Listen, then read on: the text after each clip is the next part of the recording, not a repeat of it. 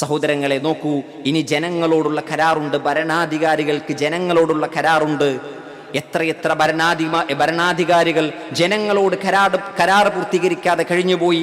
സത്യപ്രതിജ്ഞയെടുത്തും വാക്കുകൊടുത്തും മന്ത്രിസ്ഥാനങ്ങളും അതേപോലെ തന്നെ സ്ഥാനമാനങ്ങളും ജനങ്ങളുടെ മുന്നിൽ പ്രഖ്യാപിച്ചിട്ട് കരാറുകൾ പൂർത്തീകരിക്കാത്ത എത്ര ഭരണാധികാരികൾ.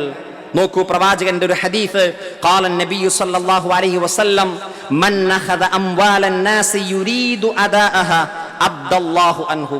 ആരെങ്കിലും ജനങ്ങളിൽ നിന്ന് പണം പിരിച്ചു, ജനങ്ങളുടെ പണം ശേഖരിച്ചു, അത് ജനങ്ങൾക്ക് കൊടുക്കാനുള്ള ഉദ്ദേശത്തിലാണെങ്കിൽ അബ്ദല്ലാഹു അൻഹു, അത് അല്ലാഹുവിന് പൂർത്തീകരിച്ചു കൊടുക്കും.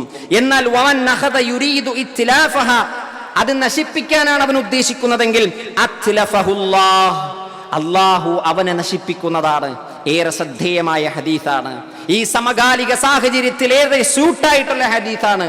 എത്രയോ ആളുകൾ ചാരിറ്റിയുടെ പേരിൽ പണം പിരിക്കുന്നു, എന്നിട്ട് അതിന്റെ അർഹതപ്പെട്ട ആളുകൾക്ക് അതിന്റെ അവകാശങ്ങൾ കിട്ടാതെ പോകുന്നു. എത്രയെത്ര ഭരണാധികാരികൾ ദുരിതാശ്വാസത്തിന്റെ ഫണ്ട് പിരിച്ചു, എത്ര കോടികൾ ജനങ്ങൾക്ക് കരാർ നൽകി തരാമെന്ന്, വീട് വെച്ച് തരാമെന്ന് പറഞ്ഞു, എത്രയെത്ര പണങ്ങൾ കോടികളായി പിരിച്ചിട്ട് ഖജനാവിൽ പൂഴ്ത്തിവെച്ചിരിക്കുന്നു. അവർക്കുള്ള മറുപടി അള്ളാന്റെ റസൂല് നൽകുകയാണ്. ആരെങ്കിലും ആ പണം നശിപ്പിക്കാൻ ഉദ്ദേശിച്ചാൽ അത്ലഫഹുല്ലാഹ്, അല്ലാഹു അവനെ നശിപ്പിക്കുന്നതാണ്. ഇത് കരാറിന്റെ ലംഘനമാണ്.